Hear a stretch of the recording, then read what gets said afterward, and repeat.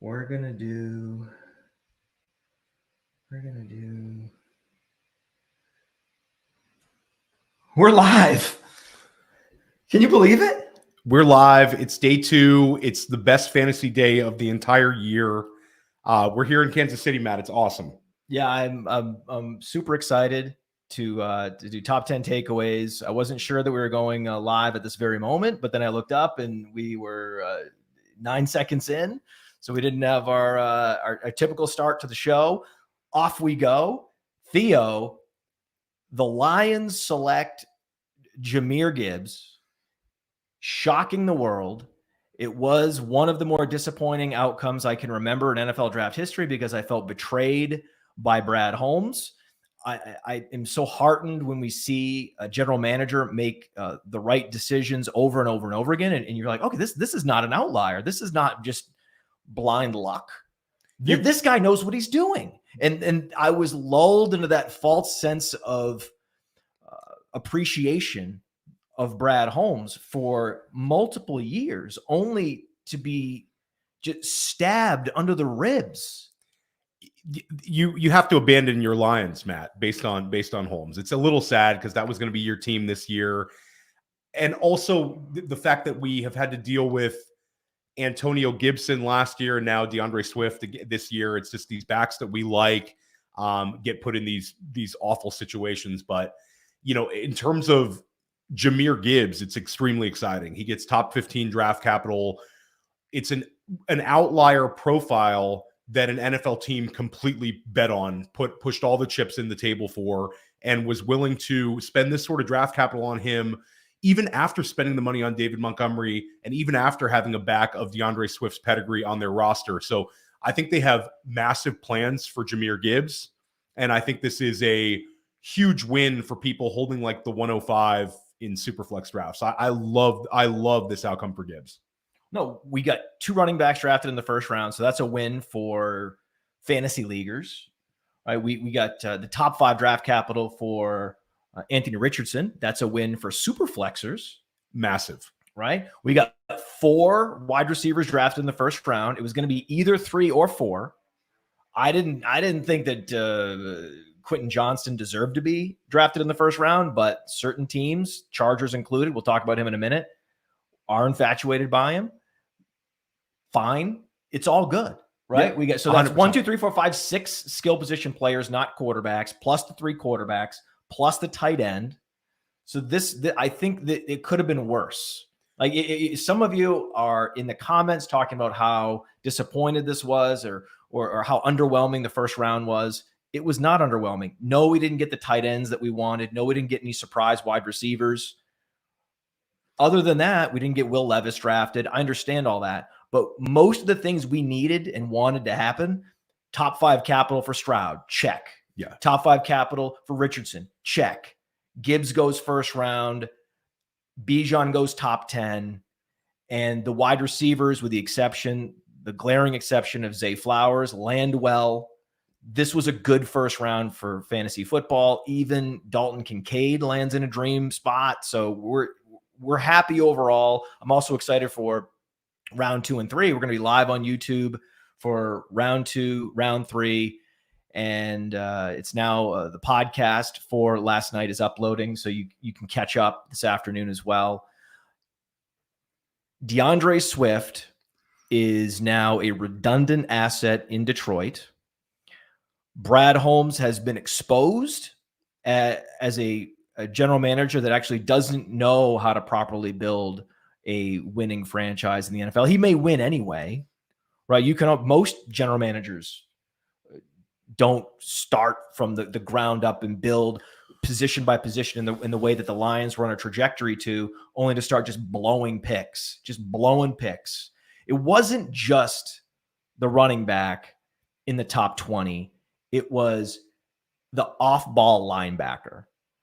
It was the Jack Campbell pick was the real slap in the face. Like if they had gone back to a chalk pick, right? If they had just gone offensive line or edge, I'd been fine. Okay. Yeah. Like you guys, you made that one luxury pick. The Chiefs drafted Clyde Edwards-Helaire and they're in the Super Bowl every year. So one mistaken draft pick, you can't, but 2, Two, and the types of picks they were, running back and off-ball linebacker, it's possible that Dan Campbell has won some kind of power struggle in Detroit.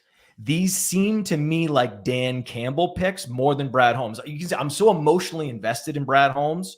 I don't want to believe that he did this. I want to believe that this was Dan Campbell going to ownership saying, I almost got us to the playoffs. Trust me. Let me have more say. Let me pick some of these groceries with Brad. We're going to be a team together. That's my suspicion what was happening behind the scenes, because not only does the guy have the last name Campbell, he is like the dirtiest, nastiest middle linebacker that Dan Campbell would fall in love with. And then they draft a running back when they already have one of the best running back duos in the league. This just screams and drips, ankle biting head coach move. Campbell, absolutely agree with you. That's like a very on brand one for Dan Campbell. And they definitely squandered their chance to kind of like put a sledgehammer into the division. They have like the open window with Aaron Rodgers out of Green Bay. They were the biggest favorite to win this division. So it'll be very interesting to see, what they do for the rest of the draft. But they certainly squandered some opportunities, in my opinion. So what about DeAndre Swift? How quickly is he going to be traded? Because he makes no sense on the roster. They've already come out and said, hey, he's a player that is on the roster. That was the interview question was, hey, guys, how does this draft pick of Jahmyr Gibbs affect DeAndre Swift? Well, DeAndre Swift is a player on the roster currently. That was their response. Yeah, it's not good. I think that there's a chance that they hold on to him longer than we'd like. We'd like for him to get traded today. I think he'll see an immediate dynasty boost as soon as he's moved. We talked about this on the Sonic Truth pod, Matt, about how this is DeAndre Swift is in a contract year.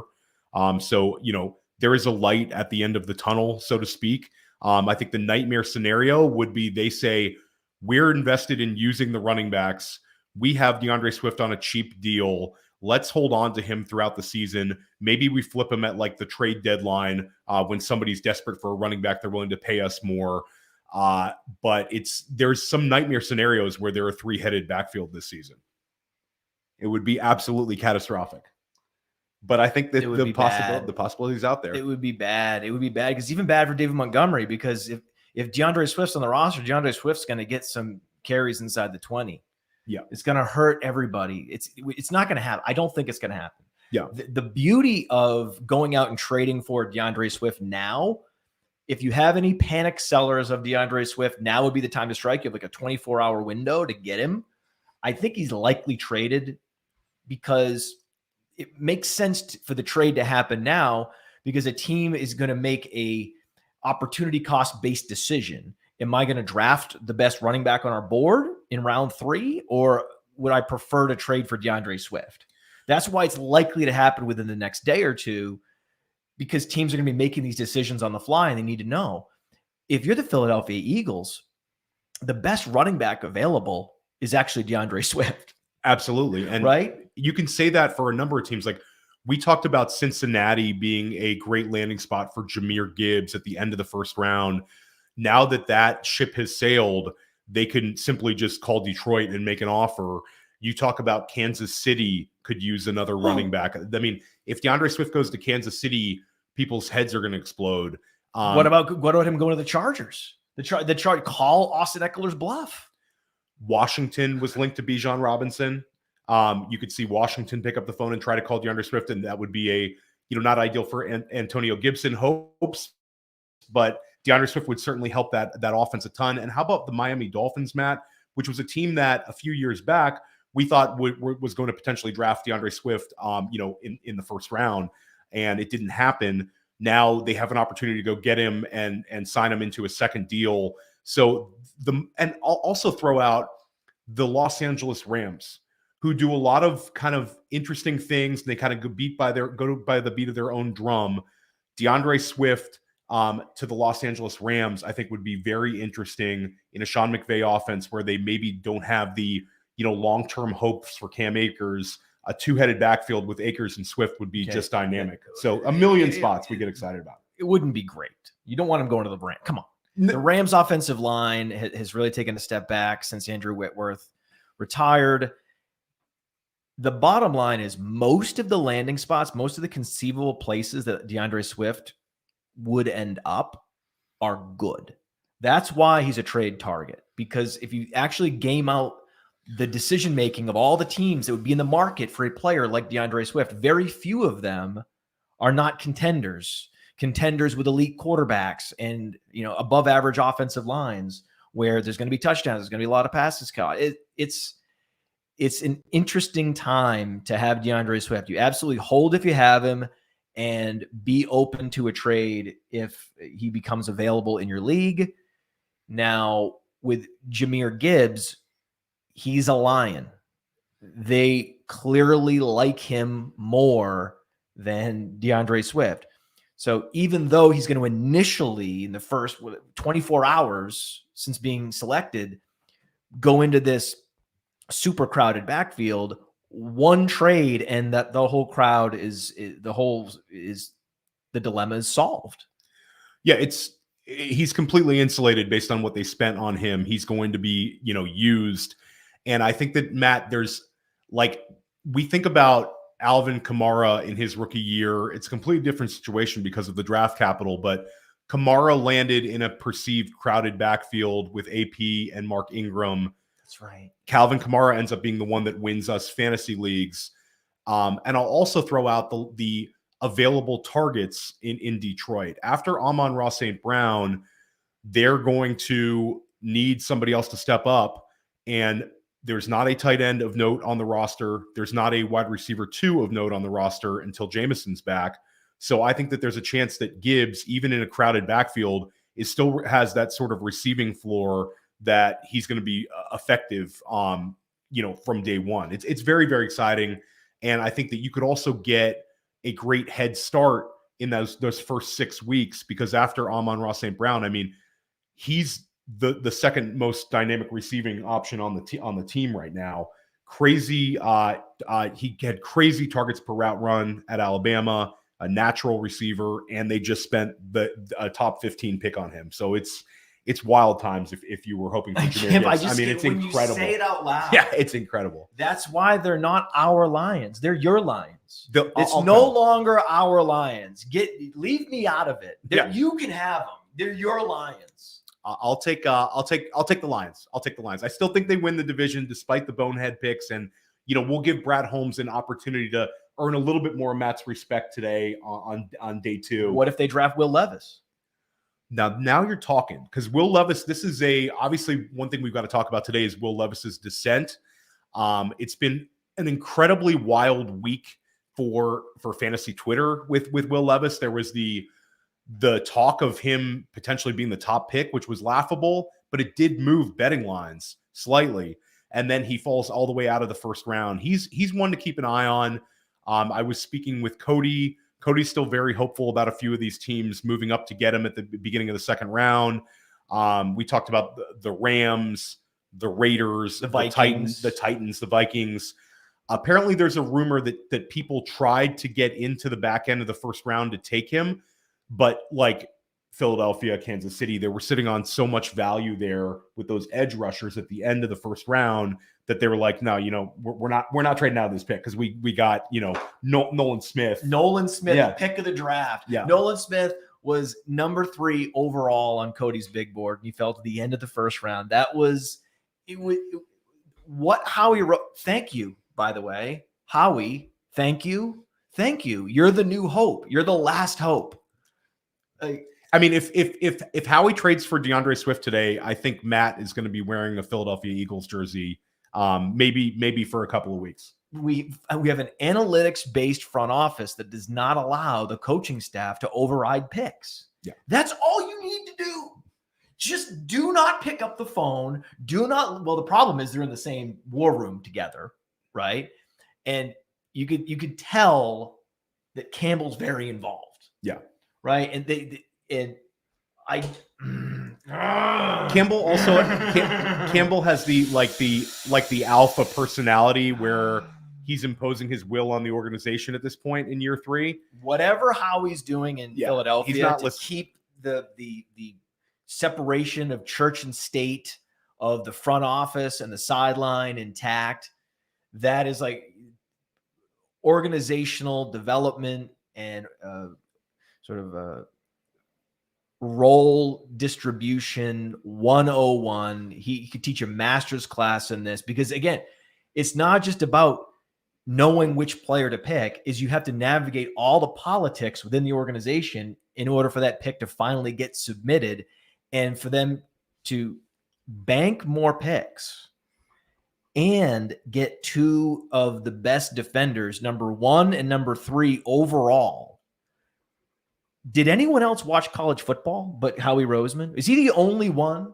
Is he the only general manager? Just the Georgia defense is now all collected and consolidated in Philadelphia. The last couple of years, all their best playmakers are now Eagles.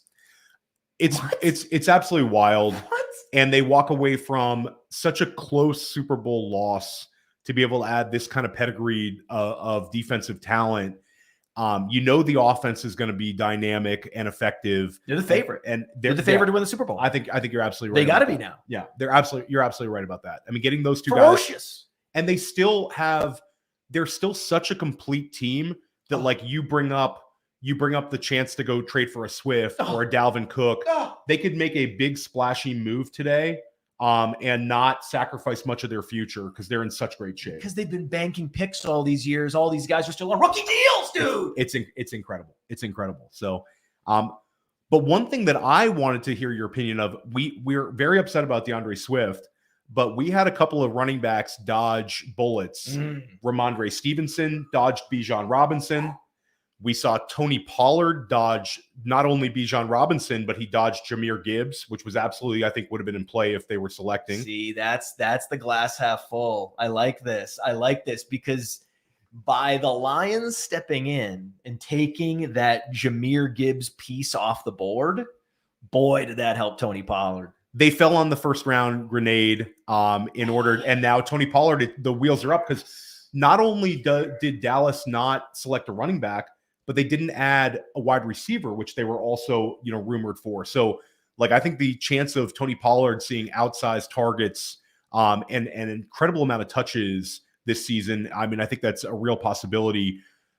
I think that he's the ADP riser, because whatever they do today is not going to affect him. Like we've talked about, adding a Roschon Johnson would actually take stress off of him, because he's not a like an every snap type running back. He's a guy who dominates on a per touch basis.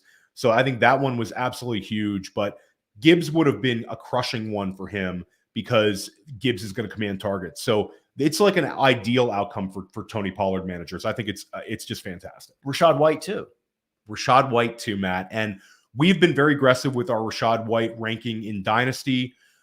We've been aggressive with saying what a great value he is currently in early best ball drafts. There is a lot of Rachaad White haters out there, and the Bucs were rumored to draft both of the big 2 running backs. Yards per carry. It's the yards per carry was low in his rookie year. Yeah, I mean, at this point, like we discussed this morning, the running back possibilities for Tampa Bay, and there's really nobody that's going to severely damage him at this point. And most of the scenarios, Rachaad White's looking at like a guy who's also going to rise in ADP. So it's extremely exciting. You're talking about a guy with, 50 catch mark as a rookie. Leonard Fournette's out of town. Rachaad White could be a really, really great value. And I want to set the record straight. The Zach Charbonnet with a top 30 interview, it's not top 30. It's the 30 players where you have a gap in your evaluation, whether you didn't get to see them at their pro day, you didn't get enough scouts to see them in person. You just want more information about this player. It doesn't mean it's your 30 favorite players.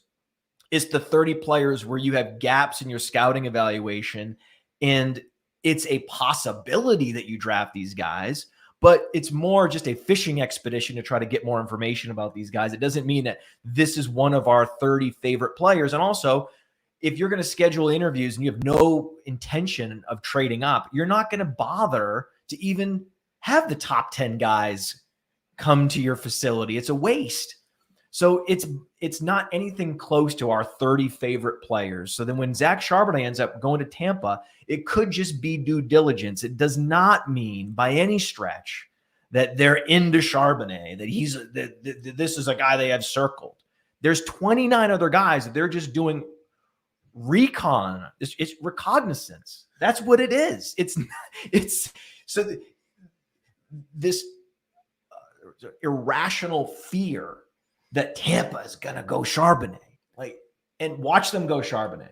Well, even if they do, essentially Zach Charbonnet, who was a 4-year player like Rachaad White, 2 years at JUCO, 2 years at Arizona State, both coming out of the Pac-12. These are very similar players. It's just that Rachaad White has proven that he is a trusted workhorse at the NFL level. He has games on his NFL resume where he commanded workhorse touches. A lot of running backs, even running backs that go day 2, never get that. Keyshawn Vaughn, drafted in the 3rd round, was never shown that kind of trust by the organization. Same organization. And so the fact that you already have banked I know the yards per carry was low when all their offensive linemen were hurt. I understand that. But it was a successful season, given how active he was out of the backfield, given how the snap share and opportunity share in those games that Leonard Fournette missed was workhorse level. Zach Charbonnet is a ways away from Rachaad White at this point because he does not have a successful NFL season to fall back on. So even if it is Zach Charbonnet, which I highly doubt it will be,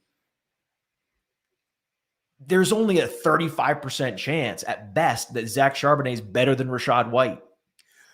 Let's just avoid Zach Charbonnet, and then we're gonna feel even better. I just want to be upfront about it. Yeah, no, I just want to be upfront about it. The probabilities suggest that from what we've seen already from Rachaad White, he's likely better than Zach Charbonnet is ever going to be in the NFL. And I like Zach Charbonnet, but you'll notice on our rankings, we have the rookies, we have the veterans. Rachaad White has always been in a different tier than Zach Charbonnet in our dynasty rankings for the last few months. So some rookie running backs that actually landed one in a surprising location, one in a chalk location with Bijan going to Atlanta. But Bijan taking out Tyler Algier doesn't hurt us that much. I mean, his lifetime value rating on Player Profiler in the dynasty rankings was like in the 50s. He was not someone we were banking on. So him getting vaporized doesn't hurt that much. Right. And then you have Gibbs going to an off the board landing spot. And suddenly we have a number of veteran backs that we're happy about. Now, what about Bijan to Atlanta? I know that you liked Tyler Algier for a period of time, and then I finally got through to you and explained the risk, and that I understand it looks like a value, it smells like a value, it's walking like a value, it's talking like a value, but he could go to 0. And then what you did, you offloaded all your Algier in Dynasty, right? Every single share. I do not have any exposure to Tyler Algier anymore. We had like a I'd say a 2-week period of hope with free agency where he avoided all those guys. But at the end of the day, I was in. You were in, and then you were out. You pulled out. In and out. I'm glad you pulled out. It was the Tyler Algier pump and dump. I dumped him all the shares, and I can't believe you pumped and dumped him. You got to pump Tyler Algier. You got to dump him. I get the lip service that Atlanta's paying to Tyler Algier right now. He was very successful as a runner. He had a nice rookie season, but at the end of the day, he's still a quality backup. But other than that, it's over. Tyler Algier is completely dusted because they spent the 8th overall pick on Bijan Robinson. Our dynasty running back one, Matt, is in just such a fantastic situation. Yeah, he's in a great situation because their offensive line is improving. They brought back Lindenbaum, and it's a run-first offense. he could have landed in a bad situation where you knew he was going to lose some receiving work. Yeah. That was very possible. So now he got it's all green grass, right? There is no established running back on the team. So there is no incumbent veteran he's going to have to compete with. And there's not a satellite back other than Cordarrelle Patterson, who's now in his 30s. Right. So there's not some electric young satellite back. We're like, oh man, this guy's he's probably going to lose third down work to, a Tony Pollard level talent. None of that exists on Atlanta. So it's smooth sailing for Bijan at the 101. In Superflex, I'm not considering Richardson because the landing spot, especially with the top 10 capital, guarantees just a massive, massive workload in year one and beyond. Alex Dunlap, who covers the Longhorns. That's his other job. He works at Roster Watch and he works at Orange Bloods, and he's been covering Bijan Robinson since he was in high school. And Alex Dunlap insists that Bijan Robinson is the best running back to enter the NFL since Adrian Peterson. He is going to command a giant workload. He's going to be so durable. That's the key, that Atlanta is going to find precious few opportunities to pull him off the field. And so we reset our projections last night to move Bijan up even more because he is an outlier rookie running back. Not only is he a top 10 pick, but he's healthy. Remember, Todd Gurley was top 10, but he had a knee injury. So we have a Saquon Barkley. Look at Saquon Barkley's rookie year. Absolutely. So when you it's not just rookie first rounders. You don't go back through time there. Look at the rookie top 10 picks in the last 5 to 10 years. You're going to have guys like Saquon Barkley that you comp Bijan Robinson to. So it feels aggressive. Some of these early Bijan projections are ridiculous. I've seen some that have him running for like 1,600 yards. That's a best case outcome, but we did raise our median projection after more internal dialogue and conversations about just how strong, durable, and the dog mentality that Bijan Robinson has. He will command the opportunity share as a rookie that we haven't seen since Saquon Barkley. Yeah, and Arthur Smith, we have to remember, he gave Derrick Henry 378 carries his last year in Tennessee. Yeah. Bijan's not going to hit that number, but I think that Bijan Robinson leading all players in offensive touches is absolutely in play. I talked about this with Billy Muzio this morning.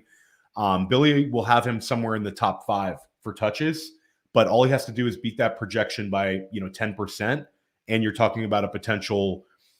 I don't even want to put it out there, but there's a chance that he could be the RB1 overall as a rookie, which we haven't seen since Saquon Barkley. Zeke Elliott was up there in terms of in his fantasy finish, but Saquon Barkley was absolutely fantastic his first year in New York, and I think we could see that sort of season out of Bijan. And that division, he's a first rounder in seasonal leagues. Absolutely. I mean, he was first already rounder there. in high stakes, first rounder in seasonal leagues, top 10. You're saying top 5, perhaps? I think that let's put this out here. If Austin Eckler is moved to any other team, Bijan Robinson goes ahead of Austin Eckler. We have now you get into a Bijan Robinson versus Jonathan Taylor argument. It's an argument to be had. Christian McCaffrey is RB1. It's going to be very difficult for Bijan to ever leap McCaffrey unless there's some sort of a preseason injury. But I think right now he's going to end up at being drafted as the RB2 overall or the RB3. I think he's going to leap Taylor. People like the newness of this. It's also a very winnable division. So I think being in a chance for positive game scripts where he's going to see an outsized number of carries in the second half, that exists. Atlanta, like you said, has put money into their offensive line. They put money into their defense.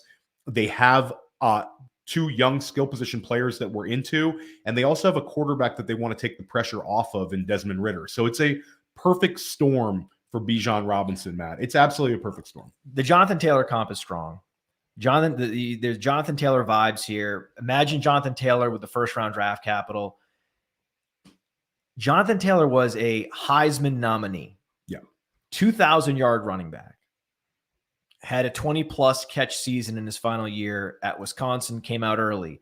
So there's a lot of similarities with the exception of the NFL thinks Bijan's on a whole new level, a whole other level from Jonathan Taylor. He's a level up. Jonathan Taylor struggled for 10 straight weeks. Like he looked like Trent Richardson through 10 weeks. And then he won you your league. That's right. But that is the cautionary tale steaming up Bijan Robinson into the top 5. Be careful. Even a talent like Jonathan Taylor took half a season for things to click into place. And he had Quentin Nelson. He had a quality offensive line, a healthy quality offensive line for run blocking in Indianapolis in his rookie year. And still, he was second guessing himself. He was slow to hit the hole. He looked lost, right? You often saw him cutting back when he didn't need to, and then not cutting back when he should have. He just looked confused. And that's going to happen. That's going to happen to Bijan. He is a rookie, and I would not draft him in the top 5, but lock him into the top 10. Yeah. I'm just chalk on Bijan. I don't have any strong position on this guy's the number 1 running back, or I would never draft Bijan in the first round. He's a rookie. I'm just down the middle on Bijan Robinson. Yeah, and I think that that's fine. I think that if you want to treat him as a guy that, you know, you take at ADP, that's fine. But you don't need to reach. You don't need to reach for him. That's where I'm at. And there's going to be a number of wide receivers you're going to like more than him at the end of the summer, Matt. But I think the bottom line is he rewards the early best ball drafters who were taking him somewhere in like that 10 to 14 range. They're looking good. They like that pick now a lot. And I think that he'll end up settling in. We really want to see what happens with Austin Eckler. We talked about this yesterday on First Class Fantasy with Billy Muzio about how Eckler could be like the wild card today as a player who could be moved. It would completely shake up the draft. But if Eckler leaves, I think that there's a chance that he moves up into like where Eckler was going. Let's call it like the 106, 107. Yeah. Which, you know, and then I think we're maybe at the top. 107, 108. I'm comfortable there with Bijan. Rookie super flex drafts. Okay. Bijan 101. Lock it in. Yeah. Lock it in. Unless, I'm not even going to say unless. No matter what your need is at quarterback, go Bijan 101. Okay. He is going to only rise in value. Unless you're in the early stages, the initial stages of a rebuild, then I would trade it. I would trade the 101. I wouldn't draft a quarterback even. I would trade the 101. I would trade back and see what you can get at 104, 105, 106. Quarterback likely will be there. Yeah. So Jackson Smith and Jigba, right? That's a guy, he's young. That's a guy you could build around. You don't even need to go. If you're rebuilding in Superflex and you need quarterback, maybe you wait a year to go draft your quarterback. Maybe you go Jackson Smith and Jigba. That's a long-term building block type player. But I think Richardson getting the top 5 slot locked him in as the 102 in Superflex. You agree? 100%. It's the clearest 1-2 in Superflex that we could imagine. Okay. And then CJ Stroud or Bryce Young? For me, it's CJ Stroud, but I think it's kind of to me, it's a preference pick, Matt, because I think they both landed in a position where they're the 103 and they're the 104. If you want to defer to the argument that Bryce Young is the 101 and that should drive him up to the 103, I get it.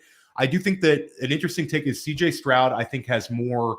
He's not a scrambler, but I think he has more rushing upside than Bryce Young, and that would be what pushed me up to the 103. Yeah, the hidden rushing upside. I argued with the projection corner with Billy and with Dario last night. They only wanted to give CJ Stroud like 110 rushing yards, and I was like, that's too low. Give him 200. They specifically protected him and asked him not to scramble. It's not worth it, right? If you're Ohio State, the last thing you want to see is CJ Stroud scrambling. You don't want that at all. It doesn't make any sense. The weapon's too good, right? And most of these games are going to be out of hand anyway. So it doesn't make any sense to put him at any kind of elevated injury risk as a rushing quarterback. Don't let him do it. In the NFL, he's going to have to scramble, tactically scramble to avoid pressure and get first downs. He's going to rack up those 200 rushing yards.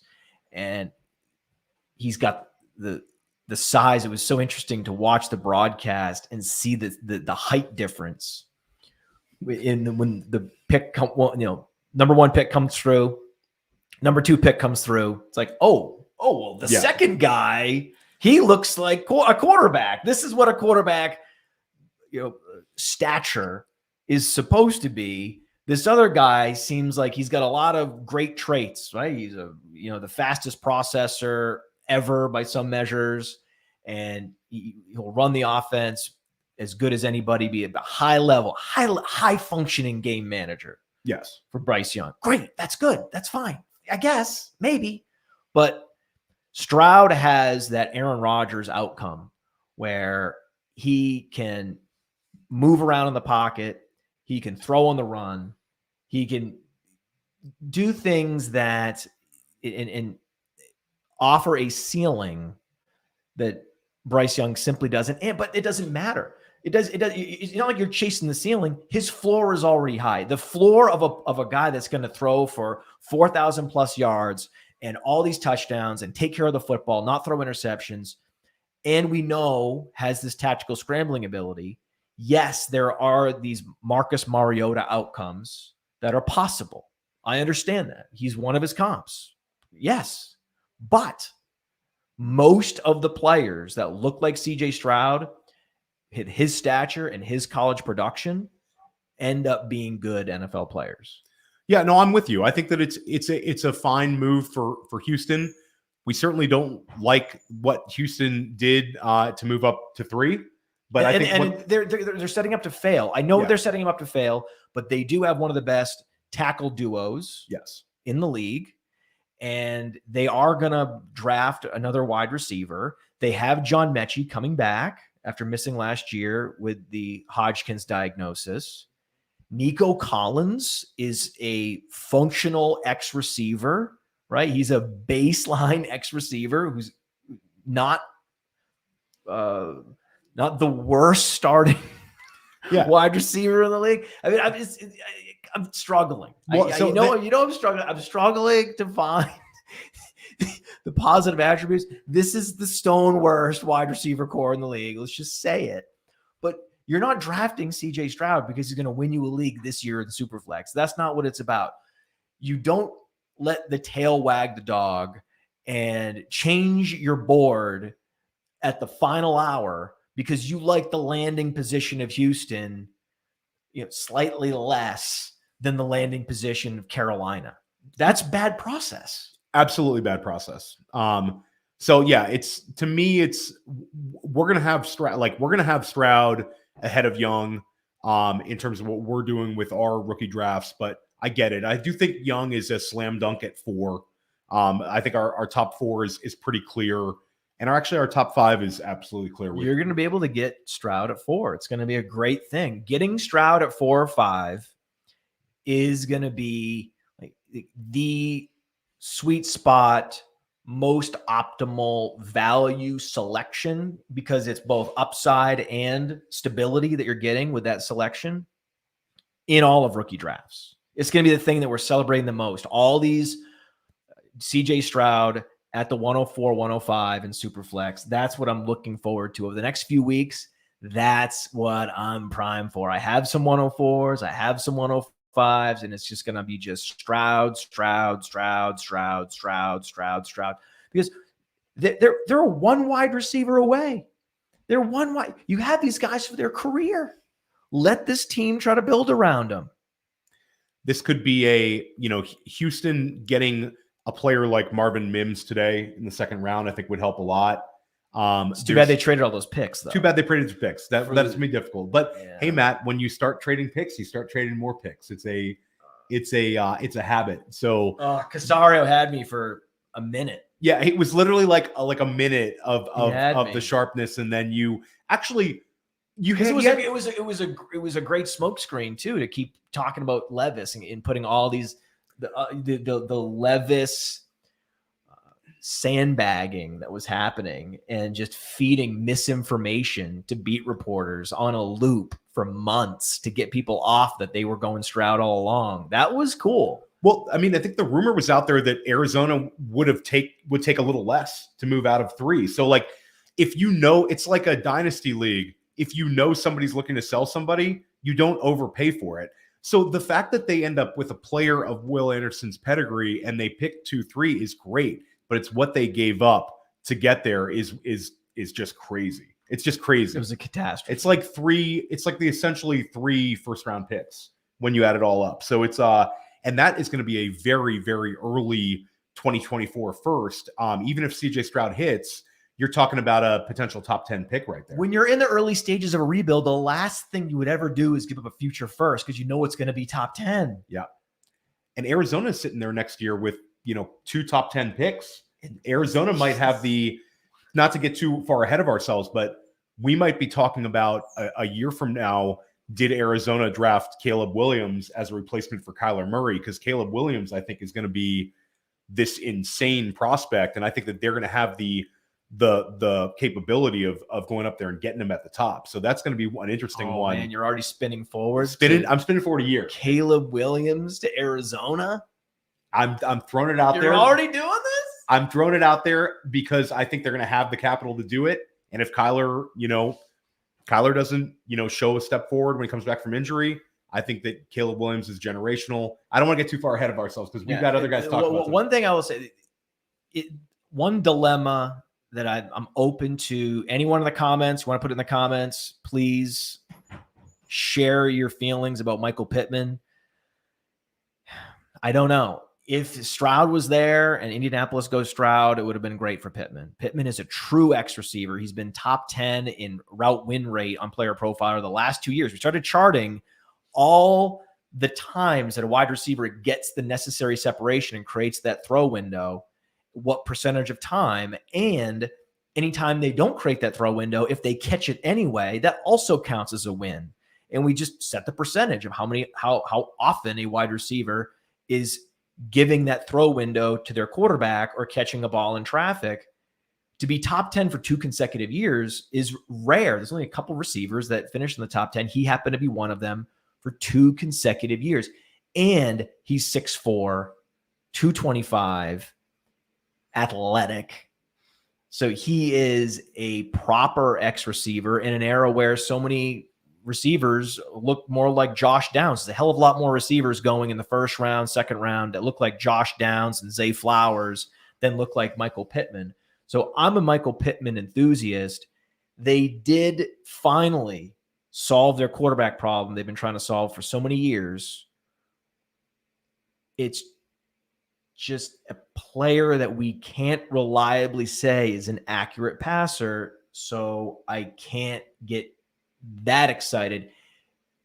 Richardson's going to pull pass attempts out of the offense by scrambling relentlessly when under pressure, as he should. That's the efficient move. That's the high EPA move, is to go ahead and run for a first down in those situations instead of throwing it to Pittman. That's the trade-off. And he was an erratic college thrower. That's just a fact. It could have been so much better had somehow the Colts traded up and got Young, or Stroud falls to them. If it were Levis and Richardson, those outcomes, not as good for Pittman. Where are you on Pittman? I don't want to be completely out. And I think that, he's had a very predictable target share. He's a 25% target share guy. You know that there's a chance with a rookie quarterback that ticks up. And it's a chance that the offense becomes very efficient and he has a chance for outsized touchdowns. I don't want to be completely out, but I do think you bring up some great points. I will say that I've got no one else. Jonathan Taylor, though, is going to receive a bump up, because I think we haven't seen Taylor next to a running threat like this, it's very exciting. You think about in a Shane Steichen offense last year, the success that Miles Sanders had next to a quarterback like Jalen Hurts. And then you think back to like peak Lamar Jackson, how we saw the Mark Ingram renaissance, where these guys are able to get double-digit rushing touchdowns in this sort of a scheme. It's been out there. Now you add a player of Jonathan Taylor's talent. If you want to paint yourself a picture, I think that's the big winner for the Colts. But I mean, it's more of a Anthony Richardson's going to be a very effective fantasy quarterback. I think that's the slam dunk takeaway. And that he has Pittman is great. Yes. So That's great. He's got a true Who's their alpha. number two? Who's their number two receiver? Well, I think based on who they have on the roster right now, I think it's Alec Pierce. And I think that they are going to add another receiver today. Alec Pierce is their number two. Alec Pierce is number two, which again, in this sort of a running scheme where they're a heavy run team, having a big athletic receiver who can beat people deep stylistically is not the worst outcome for them. Like Alec Pierce was a ridiculous testing type guy. He does what he works in that offense very well. It's put him at Z, let him stretch the field. I like it. Yeah. But I also like it for Pittman. I like that they cleared out their wide receiver room. They may not draft a wide receiver on day two, or it's possible they roll with what they have. They like Pierce.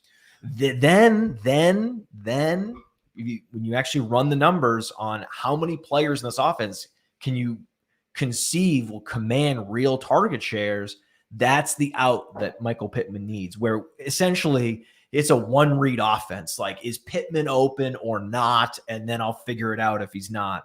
If that's how that offense is run, it's probably the offense I would run. Yeah, I think that then that's how he'll have to increase his target share. Yes. And just to get the same number of targets from previous years. But given that they've lost wide receiver talent, it's possible. It's not too much to ask either, because you talk about a 25% target share guy going to like a 31% target share guy. It's possible. It's very possible. So, and I think there's some outs. I think that's one, for dynasty managers, you can kind of kick the tires on Michael Pittman to see if anybody's kind of scared off. You also have, Matt, how many starts does Gardner Minshew get to open the year? 6. So 6 starts with Gardner Minshew, you probably get off to a very nice start with Michael Pittman. So like the offense could become hyper efficient with Anthony Richardson whenever they decide to hand him the football. But to start the year like that distressed asset for Pittman, if he goes a little bit later than he's currently going, then I think he could turn into a real value, because Minshew and him could really click. You could start hot. Absolutely. So you agree that when you're looking at the quarterbacks, Bryce Young, you would pick him in a seasonal league. So in a high stakes league, you're going to go Bryce Young because he has much better weapons in year one. Well, not much better, but better weapons in year one. But in dynasty, you'd prefer Stroud. Absolutely. Right. Yeah. But Richardson over both of them easily. Yes. Okay. Now at wide receiver, Jordan Addison is the big winner, correct? Jordan Addison is a huge winner. I think that we talked about other people might be a little bit higher on Quentin Johnston after his landing spot, but I think that we are all very excited about Jordan Addison and what it does stylistically for Minnesota. You have I think it's a huge upgrade over, an older Adam Thielen to get a player like Addison. Oh, and also it helps TJ Hawkinson. They're going to be very difficult to defend. And also Jordan Addison's the kind of guy that whether he was at Pittsburgh, whether he was at USC, he was always the focal point of the defense. Now he's going to be able to have fantastic, matchups every single week. He's never going to draw number one corners. And teams also have to deal with the threat of Hawkinson, because we have seen, like we saw in the playoffs last year, that if the Hawkinson matchup is working and defenses are giving Hawkinson, the available space, they will continually go to him. man, so Addison landed really well. Nice and consolidated. Nice. Yeah. Did you have any KJ Osborne? No, I'll take that back. Across my vast array of dynasty rosters, I think I still have one share of Osborne. But So you punted Osborne like you did. Yeah, I had to let him go on a couple of FFPC cuts. It was, it stinks letting go of Osborne, but it's justified, especially today, because Osborne. He's the Tyler Algier of the wide receiver group from the first round. Yeah, because he's a guy, right? Yes. He's just a solid player that happened to find himself, in a target-rich environment or an opportunity-rich environment, and wouldn't stand up to the team drafting a first rounder. Jordan Addison is phenomenal. yes. Okay, he's phenomenal. And with the Breakout Finder, it keys in on the best college season more than your last college season. There's a reason for that. There's all kinds of things that can go wrong. Jordan Addison was not healthy in his final season.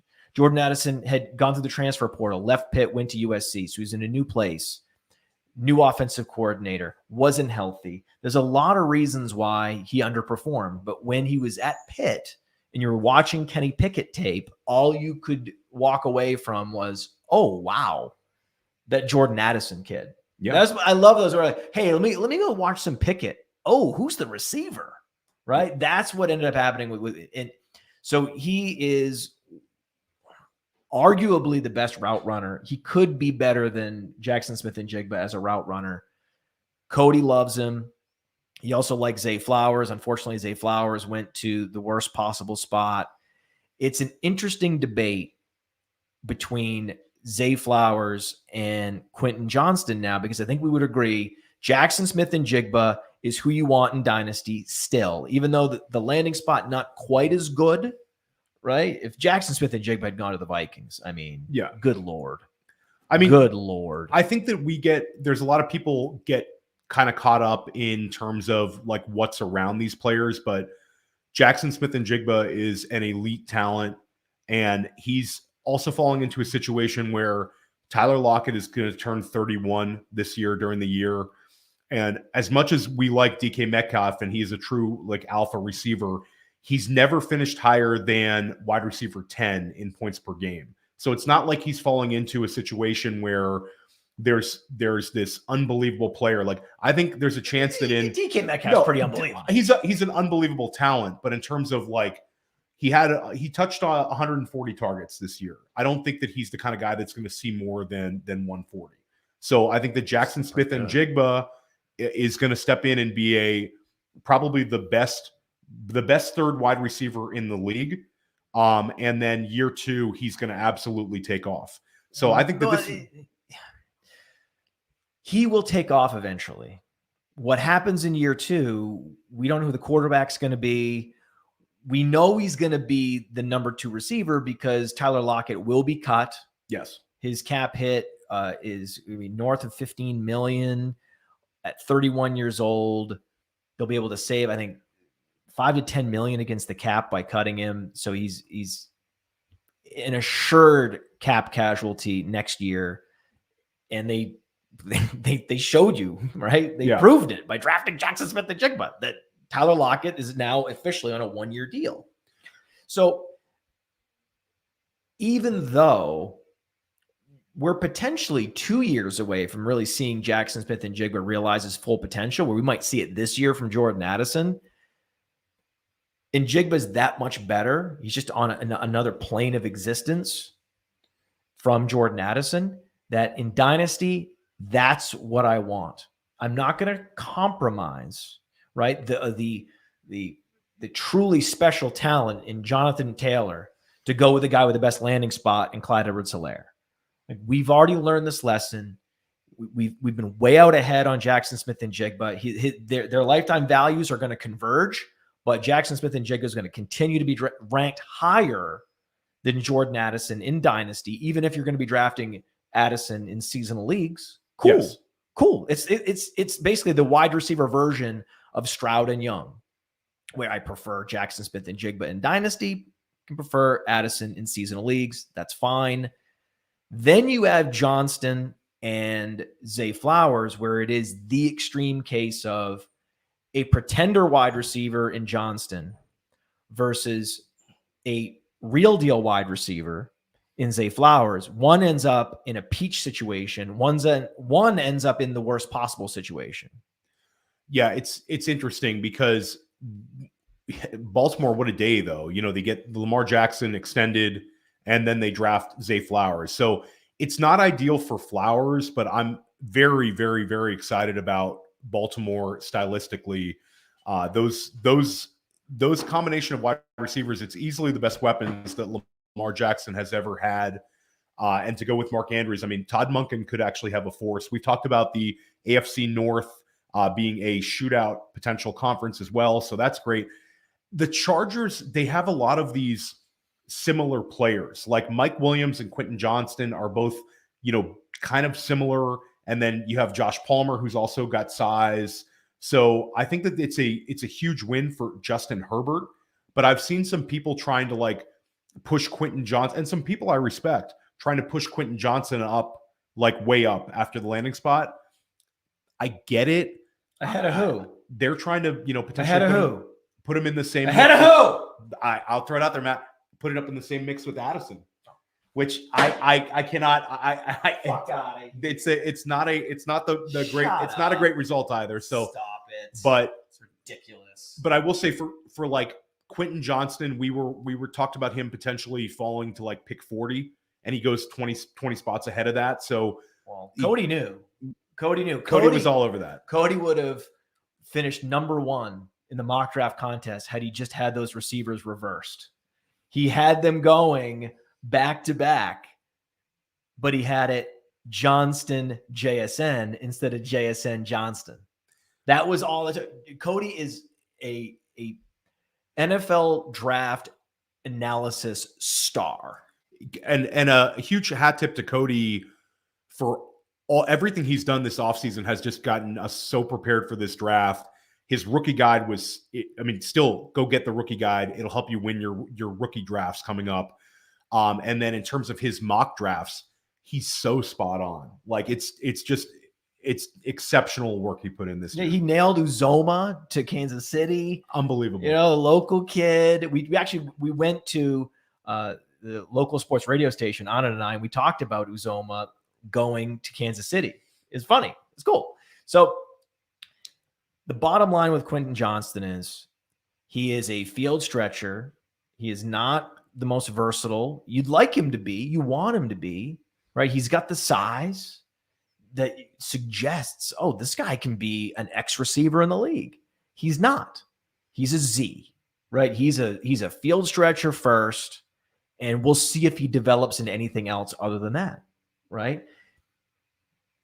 That guy needs to run a sub 4.40. Yeah. Right? To really get you excited.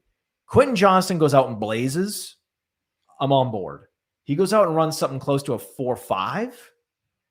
That's not good enough. Then all of a sudden, your eyes are playing tricks on you because he's making these plays against TCU competition, okay, in the Big 12, where because he doesn't have that extra gear, those plays are not going to be available to him in the NFL.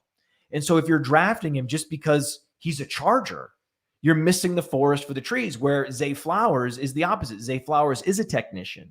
Zay Flowers is in a terrible situation. Quentin Johnston will likely outproduce him, though Quentin Johnston still has to get past Josh Palmer.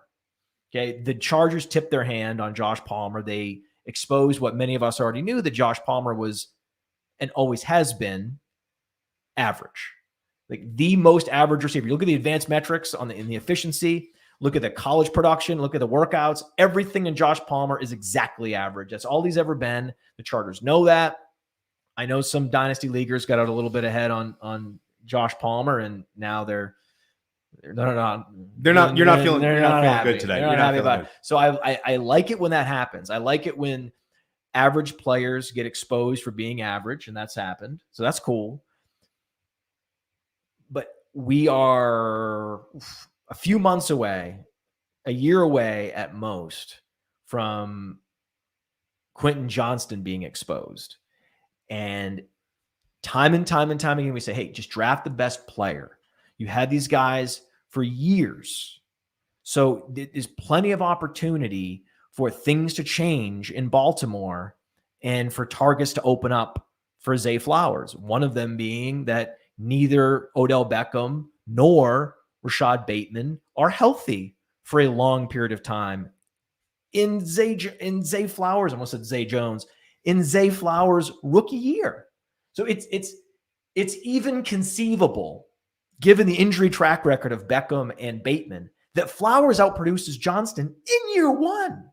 Yeah. And then Johnston slowly just fades out of the league and Zay Flowers ascends. And then you're looking and going, man, I fell for the landing spot again. God damn it. You can see people 2 years from now who go Johnston over Flowers just soaked in regret. Zay Flowers becomes the value in our rookie drafts based on this landing spot, the log jam, the fact that Baltimore will not have the amount of pass attempts to support multiple weapons. Also, the fact that Mark Andrews is still the clear alpha in the offense, but we'll bet on the talent. I completely agree with you. I also think Zay Flowers can end up being a hyper efficient player that does a lot with his targets. And I think he's a good enough player that he's going to get some manufactured looks. You talk about all the rushing attempts he had early in his Boston College career. I think that's going to be an underrated aspect of this. And who knows what Todd Monken has in store. That's the big change. I don't want to get into, there's still we don't want to get in the offensive coordinator. I'm not going to do it. I'm not going to do it. How many times have I been betrayed by GMs that I thought were sharp? How many times have we been betrayed by offensive coordinators we thought were fixing players and fixing schemes? Many times. Okay, so we're not doing that. We're not doing that. But the bottom line is Zay Flowers is a guy that we're going to be in on. We're going to be even if he trends down, we'll be buying Flowers all the way down and eventually all the way back up.